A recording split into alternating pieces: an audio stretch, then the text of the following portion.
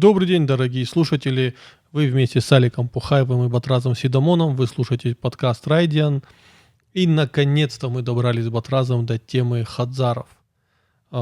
Будем опираться на статью нашего близкого друга и антрополога Сергея Штыркова. Он посвятил хороший материал остинским хадзарам как элементу социальной инфраструктуры в современном остинском городе. И вот сегодня мы постараемся раскрыть эту тему. В каком-то смысле это будет обзор этой статьи и наполненный нашими мнением, нашими историями из жизни. Батраз, давай для начала для наших слушателей, которые не в Осетии живут, что такое хадзар? Хазар — это некое помещение, которое, как правило, бывает возле многоквартирных домов, так называемых корпусов, где жители этих самых корпусов проводят мероприятия, как там дни рождения, свадьбы, похороны и так далее. И как место собраний уже в другие дни, обычные дни, просто мужчин этого дома, где они общаются, играют там в нарды, шахматы, шашки и так далее. То есть место справления ритуальных обрядов, в первую очередь похорон. На самом деле свадьбы уже давно в хадзарах не играют. Давно я это не видел. Сейчас гораздо реже это стали делать даже в домах, в отдельных частных домах. Сейчас для этого используются банкетные залы. Где-то, наверное, еще это происходит. Да, в основном это поминки, это похороны и обязательно, конечно, праздники Хетаджибонта, и другие праздники. Все то, что связано с ритуально-социальным взаимодействием людей. Давай теперь к моменту, как хадзары, как вот этот элемент традиционной сельской культуры, он переехал в город. Истоки хазара я бы все-таки искал, мы, по-моему, это уже обсуждали как-то, в сельском Нахаше. То есть в месте, где тоже мужчины собирались раньше в осетинских селах и решали какие-то там бытовые вопросы, от бытовых вопросов до вопросов войны и мира. И точно так же, как и в современных хазарах, мужчины там собирались просто проводить досуг. И, естественно, по мере урбанизации Остин, так как у них осталась социальная привычка к такой форме взаимодействия, они перенесли эту форму взаимодействия в город, в таком виде, который на самом деле гораздо более универсальный, потому что все-таки это крытое помещение, можно и зимой, и под дождем там собираться, общаться и так далее. Надо отметить, что роль еще досуговую роль играет в обычные дни. Штырков как раз описывает те мероприятия, которые проводятся в хазарах. Но хазар играет много функций. Это не только досуговый центр, условно говоря. Это и штаб самообороны был там во времена Остино-Ингушской войны.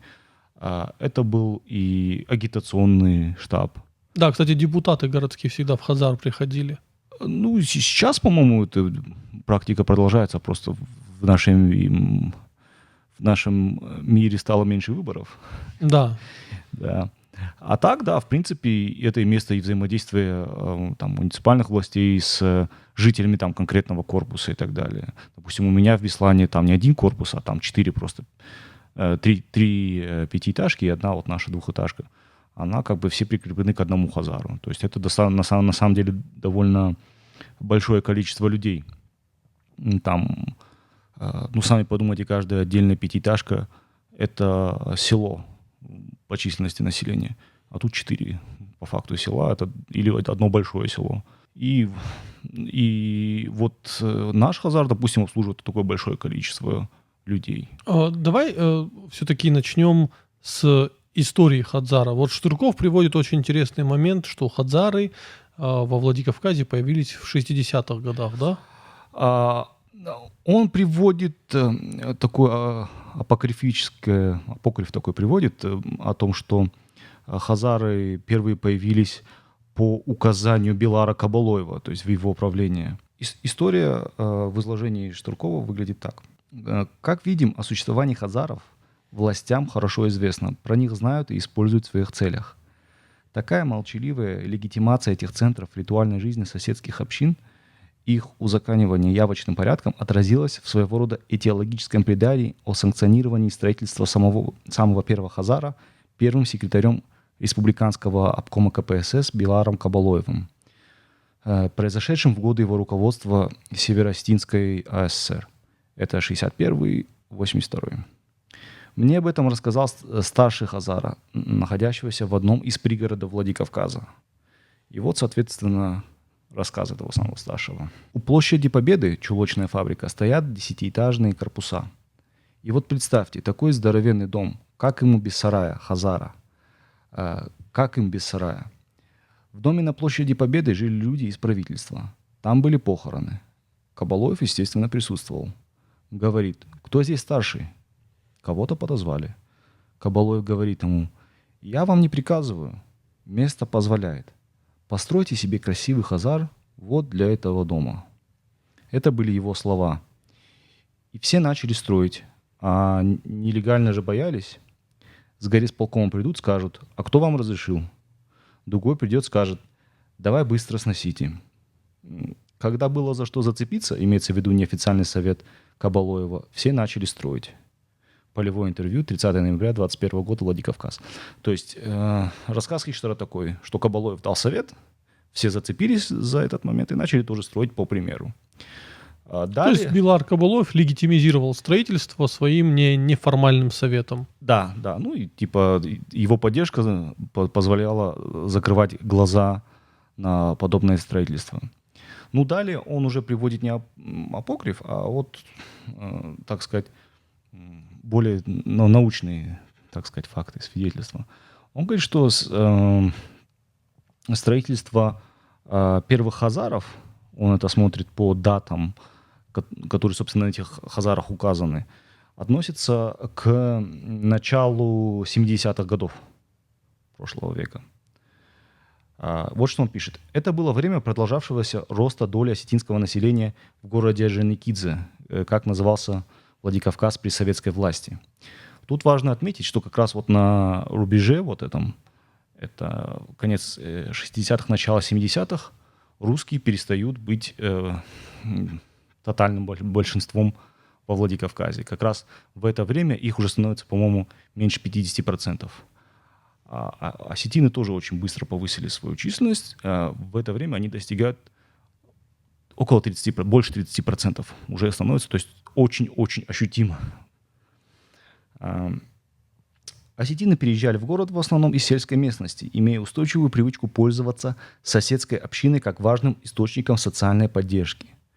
Параллельно с родовыми связями, функциональность которых дополнялась и теснилась другими формами социальной солидарности. То есть то, о чем мы с тобой говорили. Была социальная привычка в селе в рамках нахаша как-то взаимодействовать, привычка осталась, и вот эта потребность как-то должна была быть удовлетворена.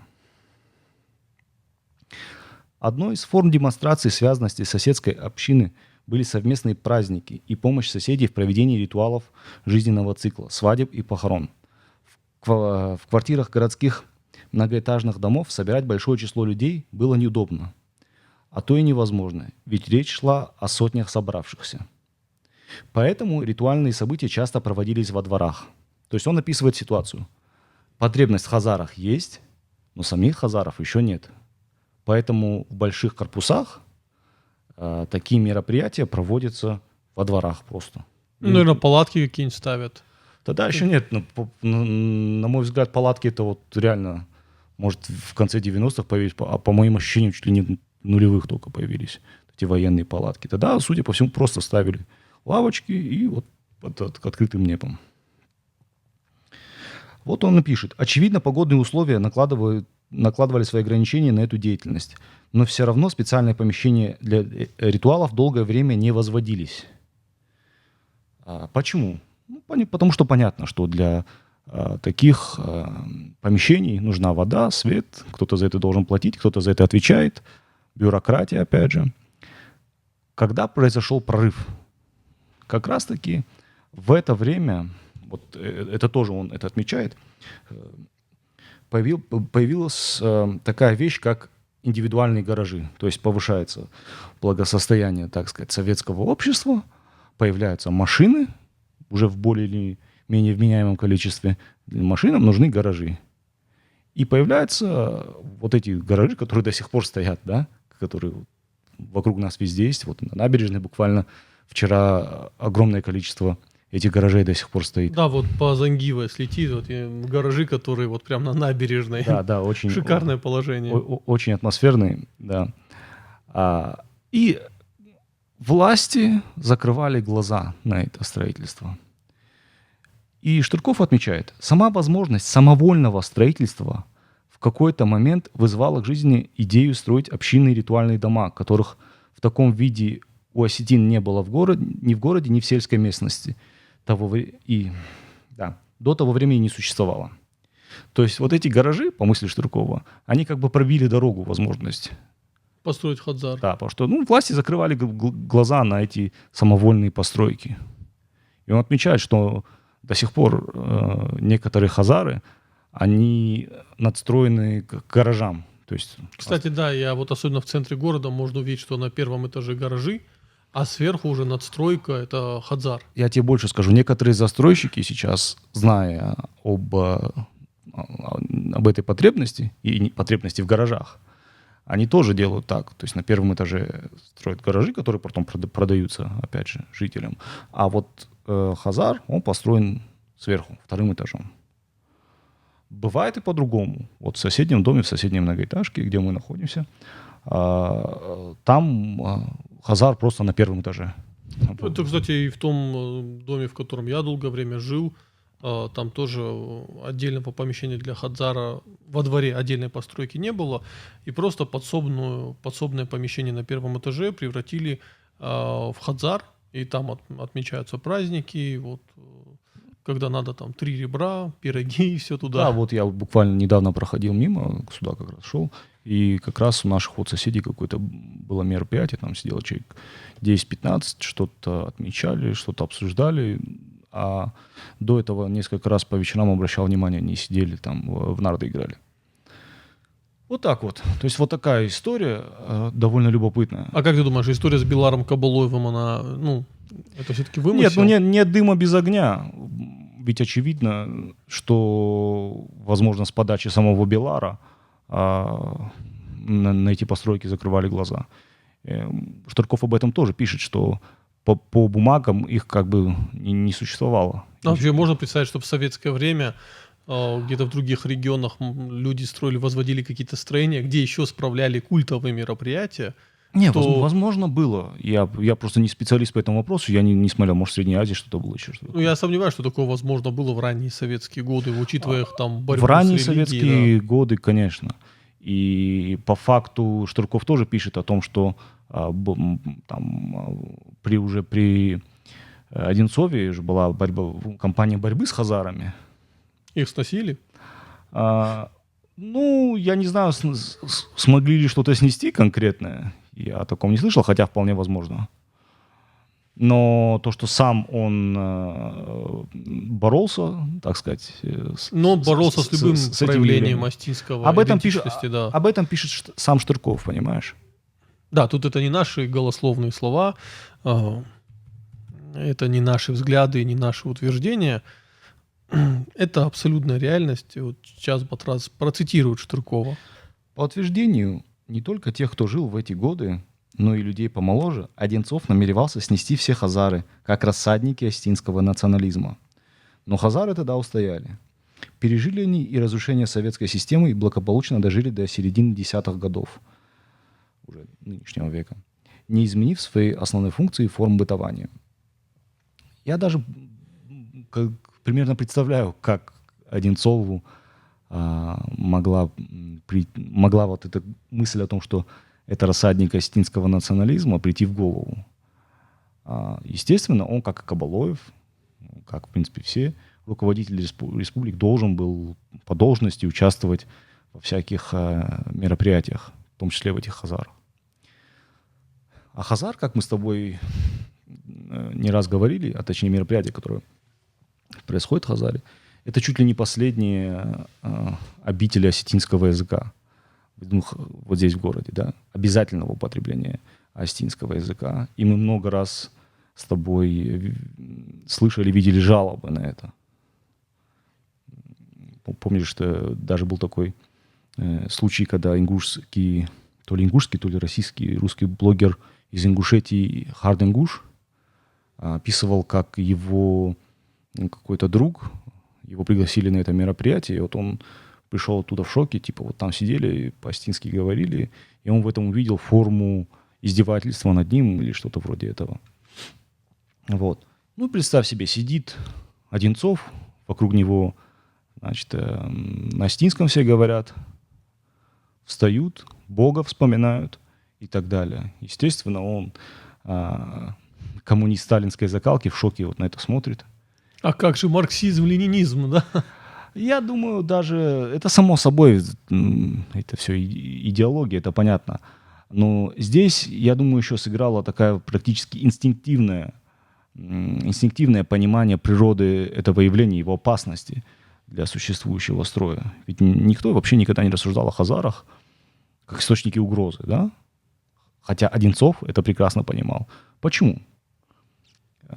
Мы знаем, что есть некоторые сферы, институции и институты в разных странах, которые менее прозрачны для государственного вмешательства. Это может быть там церковная община в тоталитарных обществах фашистского типа, да, как было в Испании, там, в Португалии и так далее. Это может быть соседская какая-то община, это может быть община там, при мечети и так далее. А может быть какая-то неформальная община, там, общество любителей там, истории. Я тебе как бы напомню, что Адамо Нахаш, организация, которая боролась за независимость Южной Осетии от Грузии, и откуда вышли большинство идеологов самостоятельности Южной Осетии, она выросла из студенческого клуба по изучению истории. То есть это те... Ну, прям как общество «Память», да, из которого кстати, вырос Дугин, да, Джемали, да. все остальные. Они выросли из Южинского круга. «Память» — это Васильев. Они, конечно, как-то там взаимодействовали, но я бы не сказал, что они прямо оттуда вышли. Но это другая тема. Так вот, ну вообще да, современный как бы русский национализм, это своими корнями в той или иной степени уходит в общество «Память». Вот. И я думаю, на каком-то инстинктивном уровне он понял, что вот эта среда, вот само это здание, само взаимодействие, которое порождается внутри этого здания, оно идеологически вредно, идеологически опасно. И сейчас это очень странно слушать, потому что сейчас как раз-таки, можно сказать, ровно наоборот, потому что как раз-таки вот те разговоры, которые там ведутся, те взаимодействия, которые там сейчас происходят, это максимально этатистские державнические вещи там можно услышать, да. И как раз-таки ничего такого антигосударственнического сейчас там не увидишь, наоборот, там очень часто там Сталин висит и так далее, да. Уже один хазар в центре города, там на нем написано «Спасибо великому Сталину», ну прям на стене. Да. Вот. Но поэтому я сейчас думаю, что многие, кто слушает подкаст, будут удивлены, ну, чем хазар. Я не думаю даже, что тогда сами те, кто в хазары ходили, видели в себе угрозу, видели в себе то, что они есть некие носители какой-то угрозы для советского строя или идеологии. Но Одинцов, как человек умный, судя по всему, дальновидный и в теории прекрасно разбирающийся, понимал, что это с такими вещами лучше не играть. В принципе, в дальнейшем сама история показала о том, что хазар — это вещь на самом деле очень нужная. Не только для ритуальных каких-то вещей, но и, в принципе, как институт социального взаимодействия. Просто Штырков, как исследователь в большей степени религии, его больше, вот эта обрядовая сторона интересует больше. Меня больше социальная, потому что хазар — это место, где мужчины собирались и решали: давайте, как мы здесь будем строить, класть асфальт, да? Давайте скинемся там вот нас в водопровод, давайте как-то взаимодействовать там с водоканалом, да? То есть это был институт, где квартальная община взаимодействовала и самими собой, и с государством. И иногда занималась безопасностью, потому что я помню, после серии терактов во Владикавказе именно в Хадзаре собирались Да, мужики и организовывали патрулирование домов. Да, то же самое было. И, опять же, я уже об этом говорил, и в Ингушскую войну, то же самое было и во времена терактов. Это и такой стихийный штаб самообороны, можно сказать. А допустим... Милиция в том смысле, в котором она изначально существовала. Я бы сравнил это с то, что называется в Америке соседский соседский... Watch Dogs, да. Нет, как он называется? Соседский патруль, как-то так у них называется. То есть, условно говоря, соседи смотрят за порядком на квартале. Угу. Если помнишь, серия Гриффинов даже была на эту тему. Вот. Neighborhood Communities. Neighborhood Watch, как-то так она называется. И, условно говоря, я просто помню, когда там мужики дежурили, когда я был помладше, и видели там какой-то незнакомый тип идет.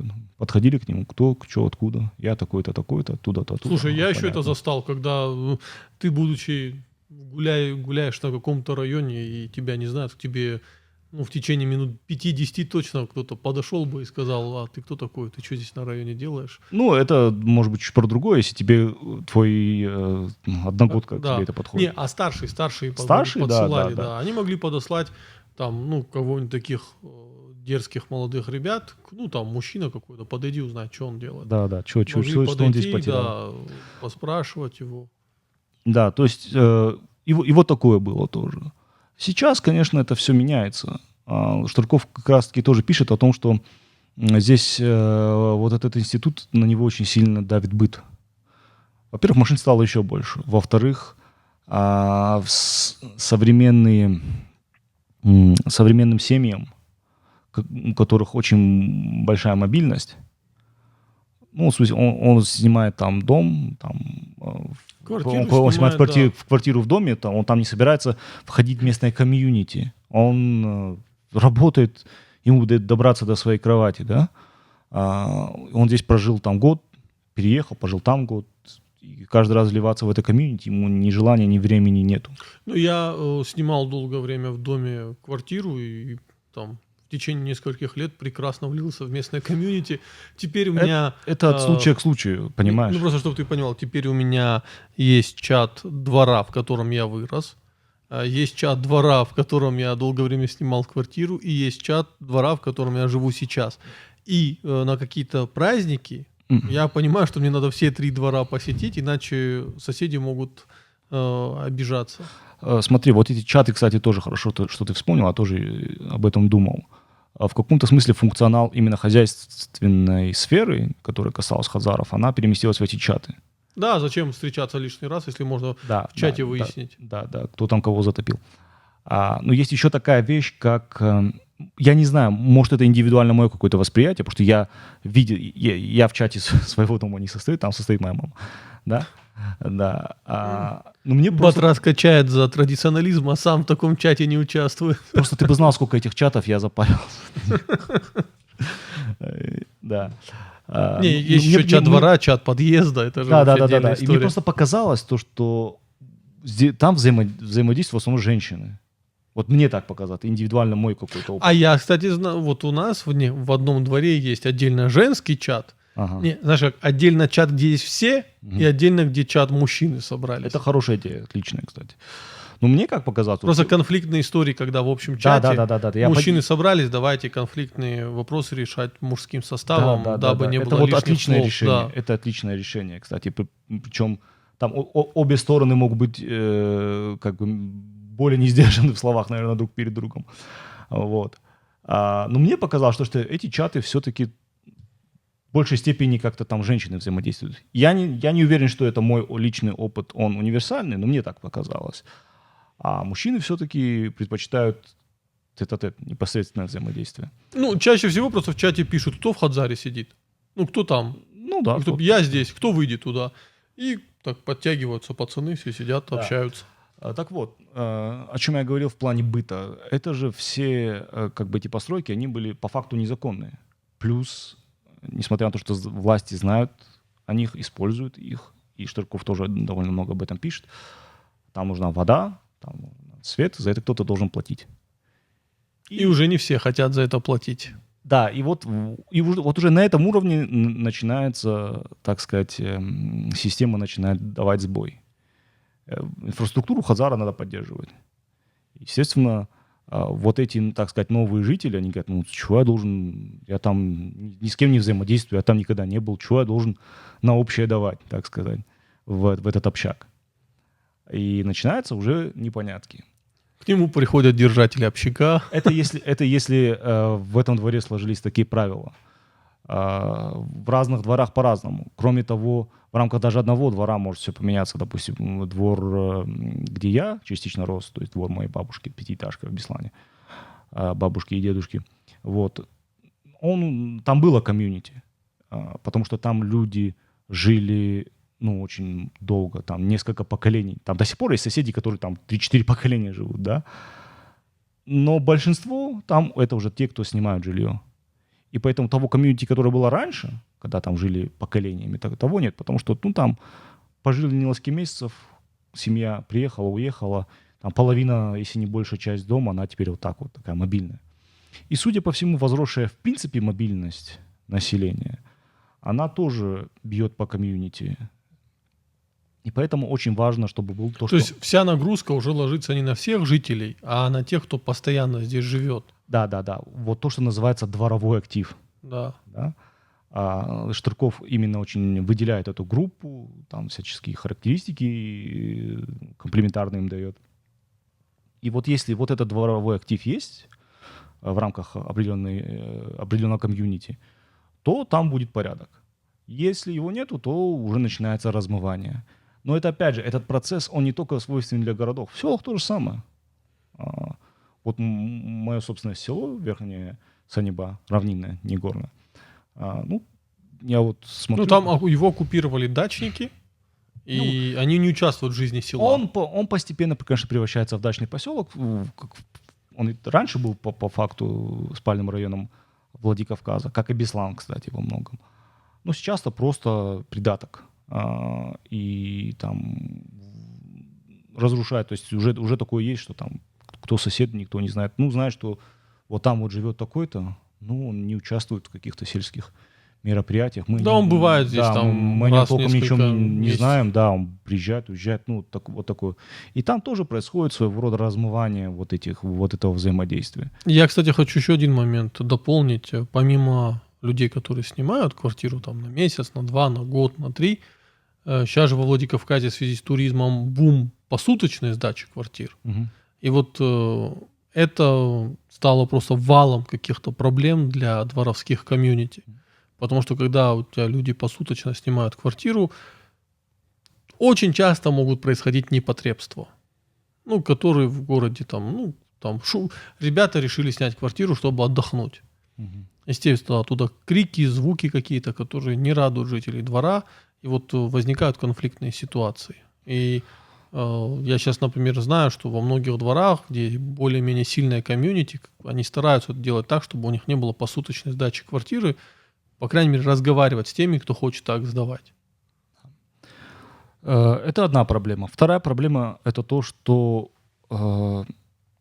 мы с тобой знаем, что есть определенный предел социального взаимодействия для человека. Там, это, условно говоря, пусть будет 50 человек, да, это уже как бы много. Когда их бывает еще больше, то человек просто не может единолично обеспечивать все эти социальные связи. А современное строительство домов, оно гораздо более масштабное. То есть если это раньше были пятиэтажки, то сейчас это огромные муравейники, да, где, в принципе, сейчас люди уже и не знают, там, кто их соседи. Да. Актив как бы может еще друг друга найти, узнать, а вот это огромное количество населения, которое есть в этом доме, они уже не могут его охватить. Плюс те задачи, которые решал хозяйственный, например, решал Хазар, собрание в Хазаре, то тут уже ТСЖ и так далее. Да? Тут уже управляющие компании. компании. Вот. Еще одна проблема. Вторая проблема. Это третья уже. Да, третье.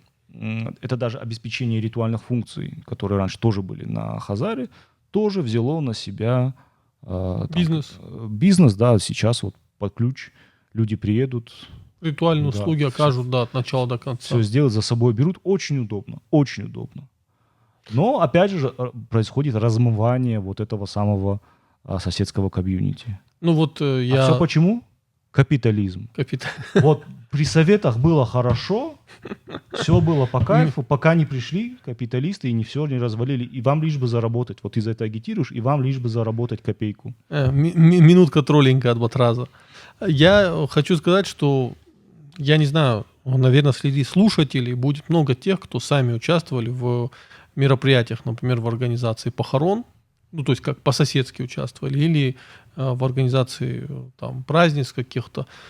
Ничего более скрепляющего жизнь двора, чем совместная там помощь соседу в организации похорон, когда вы вместе рубите мясо, когда вы вместе варите мясо, когда вы накрываете палатку, то есть вы занимаетесь вот всем, когда ты, будучи 10-летним ребенком, ходишь по подъезду, ну, то есть вот вас троих позвали, старшие сказали, вот по всему дому пройдите и сообщите, что такой-то, такой-то умер, что похороны тогда-то, тогда-то, и вот чтобы все знали об этом. И вы распределили, кто в какие подъезды идет, и ты в каждую квартиру стучишься и сообщаешь об этом. Да. Знаешь, раньше тоже были телефоны, и раньше можно было позвонить. Да, но тут это считалось неприлично. Да. Тут именно важно, чтобы ты пришел и сообщил. И когда ты обстучишь вот так весь двор, ты в буквальном смысле знаешь каждого жителя двора. Ну, то есть ты стучал к нему в квартиру несколько раз, потому что таких мероприятий бывает много. И когда ты этот опыт прожил, то ты понимаешь, насколько сильно он скрепляет тебя и насколько сильно вот какая-то внутренняя лояльность к друг другу, взаимная лояльность к друг другу внутри двора, она вырастает просто геометрической прогрессией. То есть просто, вы вместе с ним живете в одном дворе. Он ходит в одну школу, ты можешь ходить в другую школу. И вас ничего не связывает. Но после серии таких мероприятий для тебя этот человек будет, как близкий родственник в буквальном смысле. Ты будешь узнавать, как у него дела, ты будешь знать его всех братьев. В случае трудностей ты ринешься ему на помощь. То есть это очень сильно скрепляет механизм и делает возможность вот этих быстрых горизонтальных коммуникаций в Осетии. То есть мы, поколение тем, кому 35, тем, кому 40, мы еще этим пользуемся. Вот у меня большая проблема, небольшое беспокойство, что поколение младше, у них уже этих горизонтальных коммуникаций, каналов связи, просто не будет. Они уже перед Левиафаном абсолютно беззащитны. С другой стороны, может быть, телеграм-чатики их спасут, не знаю, или WhatsApp-чатики. Мы довольно много об этом с тобой говорили. Во-первых, похоронные обряды — это, в принципе, самая консервативная часть любой обрядовой системы, традиционной. Поэтому даже я успел застать какие-то отголоски чуть ли не скифских обычаев, в частности, Бахфалдишан, да? Угу. И даже вот в таких мелочах, все то, что связано с похоронными обрядами, пока еще наше сообщество, осетинское сообщество, еще не совсем понимает, что делать с наступившей реальностью информационного общества. Да? Вот я реально слышал разговоры, и они на самом деле очень интересные, и нашему осетинскому обществу придется привыкнуть к этому и понять, что с этим делать. Разговоры на тему того, считается ли, ты же понимаешь, когда люди приходят на похороны, да, они дают деньги, да, писарю специальному, который записывает, то есть все поучаствовали в судьбе семьи, да? Это тетрадка очень важная тетрадка. Да, это важный документ, да. Но считаются ли переводы? Да? То есть можно ли переводить в этом случае? Вот это, я извиняюсь, это кошерно? Да? Это шуточный термин, но это кошерно? Большой вопрос, кстати. А знаешь, к чему пришли? К чему? Это можно в случае, если человек пришел, у него нет налички, да. Он приходит, писарь прям при нем же переводит. Но если он находится в другом городе, не пришел и так перевел, это, без уважительной причины, то это уже, не считается. И это, на самом деле, довольно-таки адекватный, это как, хороший выход, да. Это как не извещение, а телеграмма с соболезнованием. Вот телеграммы, которые... Можно ли по WhatsApp написать соболезнования? Да. А вот телеграммы, которые вот присылают, то есть нужно пойти на почту, то есть я это делал, когда жил в Москве, мне приходилось это делать, и ловить на себе странные взгляды людей, которые там работают. Ну, это, кстати, не только у Астин, в целом в глубинке в России еще тоже эта штука сохраняется. Именно соболезнования через телеграмму, которые потом зачитываются и так далее. Можно ли использовать просто WhatsApp? Да? И тут мнения разделились. То есть формально это одно и то же, но ты для этого не прилагаешь никаких усилий. Да, ты просто сидишь на диване и написал текстик. Да. Хотя вот сидел это слушал и, наверное, думаю, если прислать по WhatsApp, распечатать и дать Хичтеру, как я слышал, несколько раз были такие случаи, что так делали. Это, наверное, в тех случаях, когда не могли найти, как отправить телеграмму, в принципе. Я не помню, где была эта история. По-моему, кто-то из наших блогеров, где-то это возникало, вот эта история о том, что кто-то так вот прислал соболезнования, и он их там... не соболезнования. Нет, вру. Это была как раз вот эта тетрадка. Он с ноутбуком пришел и стал записывать их в Excel. А там же все очень круто, можно там по алфавитному порядку, там по разным позициям сделать, чтобы это было в порядке. Там, распечатал, дал Хичтеру. Базу данных замутил в Excel. Да, и Хичтеру похвалили. Вот это, говорит, я понимаю, вот это, говорит, ответственный подход к работе. То есть, в принципе, современные технологии в осетинский обрядовый строй, они интегрируются. Пока просто мы еще не понимаем, как с этим делать. Что с этим делать, да? Пока еще нет какого-то консенсуса. Может, какой-нибудь Штернхаш когда-нибудь на эту тему тоже подумает. Когда Штернхаш думает на какие-то темы, это и дает свои, в кавычках, фетвы, это бывает очень печально. Да, с одной стороны печально, но с другой стороны это нужно.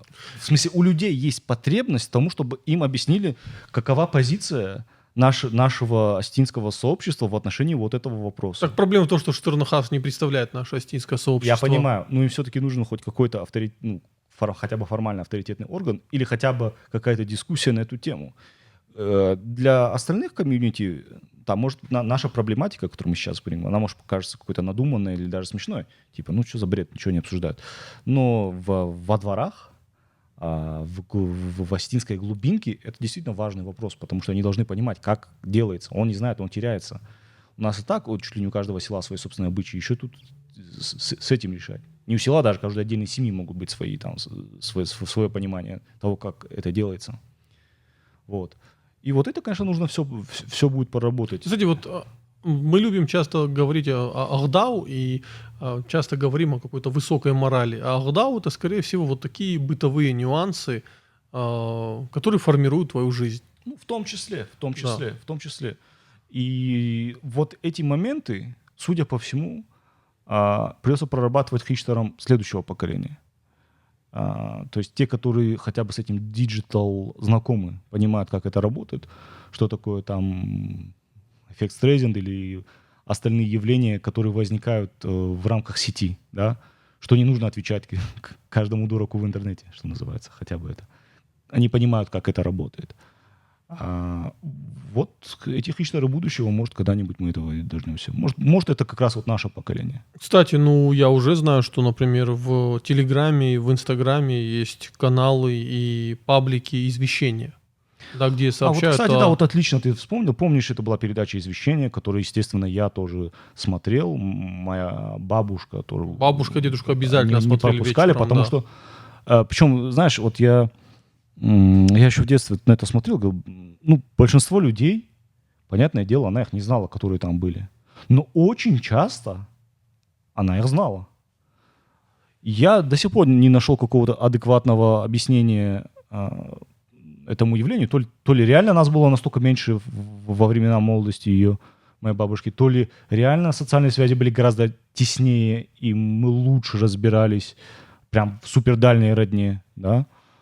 Ну, Или память у них была лучше, и мы живем просто в информационную эпоху, когда наша голова забита таким количеством информации, что мы просто уже не можем такое количество имен зафиксировать. Но она я вот реально... думаю последнее. Да, мы сейчас, у нас голова забита информационным мусором, и мы не способны запоминать такие вещи. А для них, в условиях, это мы живем в условиях гиперинформации. Они жили в условиях нехватки информации, нехватки. И, извини меня, запомнить фамилии было Да, не и так она очень проблемно. часто, там, ты смотришь какую-то передачу, и бабушка смотрит, там, какое-то село, я уже даже не помню, какое.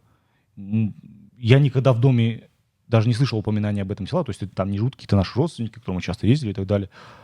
И бабушка смотрит, о, это вот такая-то, такая-то, туда надо поехать. Кстати, возвращаясь к теме хадзаров, именно же в хадзаре определяется, да, кто будет карганекта, то есть те, кто будут выполнять роль об извещениях, да, то есть бегать Да. по квартирам и рассказывать, и говорить о том, что будут похороны или какое-то другое мероприятие, не обязательно. В мое время, то есть когда я был ребенком, мне было 7-8 лет, и я выполнял эту роль. Мгм. Сейчас эту роль выполняют 19-20-летние парни, потому что заставить ребенка 9-летнего бегать по квартирам и сообщать, скажем, со стороны родителей будет легко, скажем так, непонимание. Какого черта ты моего ребенка отправил по квартирам, а вдруг это небезопасно? В конце концов, тут живут люди, которых мы не знаем.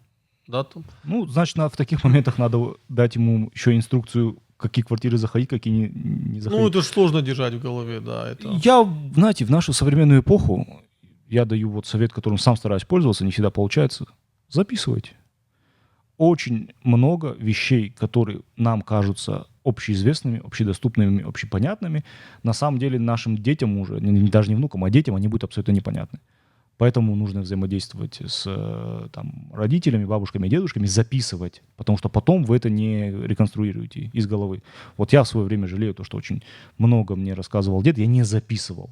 Я думал, я запомню это, но я понимаю, что с годами я помню основную канву того, что он рассказывал, но детали из моей памяти, они просто все. Я тебе скажу такой момент. Ты сейчас о глубоких вещах говоришь, а я простой пример приведу. Вот у женщин, у моих сестер, там, по линии супруги, я часто уже в айфончиках, и супруги в том числе, видел, вот все родственники отдельно по веткам распределены, у кого когда день рождения.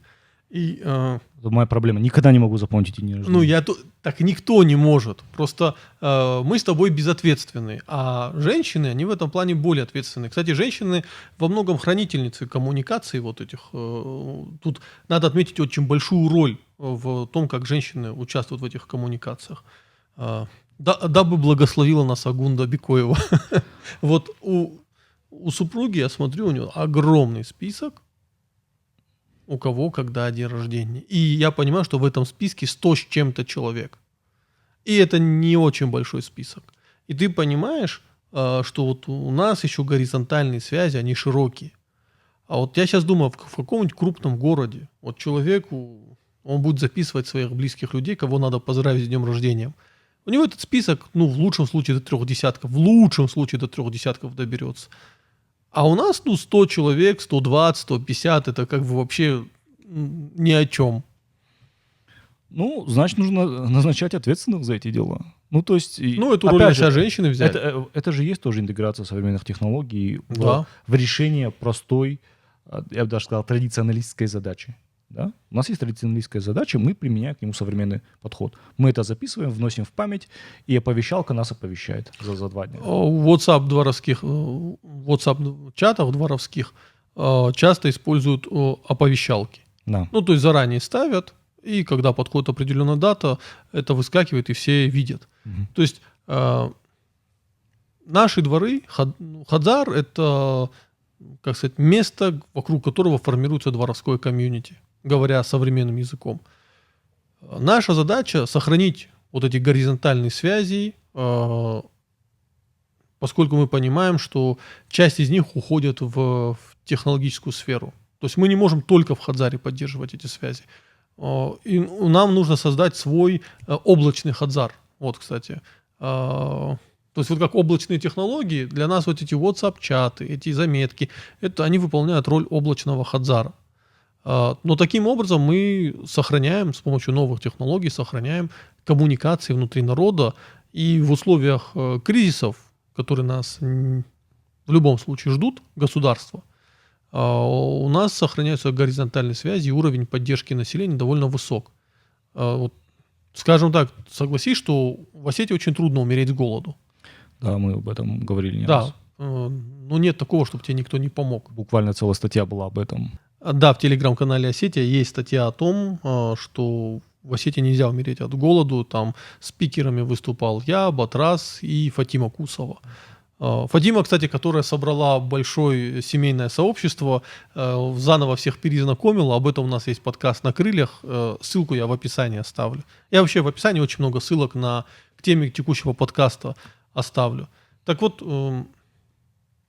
мы перешли от Хадзара, про который пишет Сергей Штырков, тоже обязательно прочитайте эту статью, она того стоит, к необходимости облачного Хадзара для того, чтобы сохраниться в каком-то смысле. Ну, смотри, я все-таки всегда за примат непосредственного общения, личного, над электронным. Особенно вот этот ковид, да, и история самоизоляции, она показала, насколько важны социальные связи, которые непосредственные, да, то есть не просто ты там с кем-то созвонился, там поговорил, списался, а вот как важно непосредственно присутствовать в одном помещении, потому что все-таки общение — это же не только обмен словами, это обмен эмоциями, которые лучше передаются вот так вот, да. В конце концов, футбол можно посмотреть по телевизору дома, да, но люди зачем-то ходят на стадион, именно обменяться эмоциями и так далее. Не буду долго на этом заострять внимание, я просто хочу обратить внимание на том, что, в принципе, если не получается встречаться лично, я знаю случаи, когда вот у нас, мы тоже довольно много говорили о том, что вообще все темы, на которые мы говорим, мы довольно много на эту тему уже говорили. У меня есть случай, парень уехал в США. Работает там, как много наших, но он, естественно, ни с каких своих чатиков дворовских никуда не вышел, и оттуда продолжает участвовать в жизни двора. И там какие-то бывают, мы там собираем вот на то-то. Говорит, ребята, я вам тоже засылаю вот этот, моя часть, вот, и с Америки им посылает. То есть он, несмотря на то, что на другом конце земного шара, он продолжает оставаться частью своего комьюнити, частью своей общины. Это очень важная история, на самом деле, на будущее. На будущее. Он, скорее всего, не разрывает свою связь с Осетией. Кстати, как многие жители Осетии, которые уехали в другие города и регионы, не хотят продавать квартиры в Осетии, потому что они все-таки планируют когда-либо вернуться. Я думаю, что он планирует когда-либо вернуться, и он не хочет оказаться здесь, знаешь, как вот, будучи уже взрослым мужчиной, оказаться таким на птичьих правах. Вот Штырков, кстати, он описывает такие случаи, когда, условно говоря, люди не из этого двора становятся частью комьюнити этого двора, становятся дворовым активом, о котором мы говорили. Таких примеров много знаю, да. Просто потому что там, где он живет, там не сложилось такое взаимодействие. А вот где-то там в соседнем доме, или даже не в соседнем, там в доме его брата. Да. Или даже в доме его друга. Да. Он стал приходить, стал общаться с ребятами. Ему там и он там на мероприятии. Ему уже всем двором ищут квартиру в этом доме. Да, его уже все. Он становится частью этого комьюнити. То есть я что хочу сказать, что дворовое комьюнити, оно не обязательно вот прям строго географически привязано к конкретному двору. Давай скажем красиво. Остинское дворовое комьюнити, оно абсолютно инклюзивно. И тут я сразу приведу мой любимый пример. Вот я жил во дворе, в котором жило очень много людей, прикомандированных из разных регионов России. Этнически не осетины. И на какой-то момент странно было наблюдать, как мужчина из какого-то там, допустим, из Оренбурга, который 2 года назад переехал в Осетию, вдруг в WhatsApp-чате утром пишет, там, кто за котлами поедет. Я, ребята, поеду за мясом. Сейчас вот там-то, вот у Анзора, там у него ребра хорошие продаются, я за ребрами поехал. И ты понимаешь, что там Сергей из Оренбурга шустрит в этом дворе, вот в этом осетинском комьюнити, как полноценный участник его. И какой-то праздник бывает, он там первый спрашивает, ребята, вот хета джибонта, давайте подготовимся, давайте не будем, давайте сразу заранее Потом, когда похороны, он тоже в них участвует от начала до конца. То есть это комьюнити, она абсолютно инклюзивная. Нет такого, что это исключительно осетинское комьюнити. Оно осетинское по природе происхождения, но при этом в нем участвуют таджики, которые живут во дворе, русские, в особенности армяне, ну, как бы само собой, потому что я много армянских семей знаю, где, в принципе, какие-то даже семейные мероприятия проводили на осетинский манер. Я тебе так скажу, что, значит, резюмируя, что это не столько рассадник осетинского национализма, сколько институт осетинской инклюзивности. Да, безусловно. Это институт сохранения осетинской идентичности, и он абсолютно инклюзивен. Да, редкий пример какого-то института, который, в принципе, в той или иной мере выполняет обе задачи. Это, наверное, действительно ценность, которую надо беречь. Да. На этой прекрасной ноте мы завершим эту первую часть подкаста, посвященную хадзарам. В следующей части я все-таки хотел поговорить с Батразом про мемы, посвященные хадзарам, и, скажем, такая более неформальная часть будет. Тут все-таки мы постарались пройтись как более-менее серьезно. Всего хорошего, дорогие слушатели.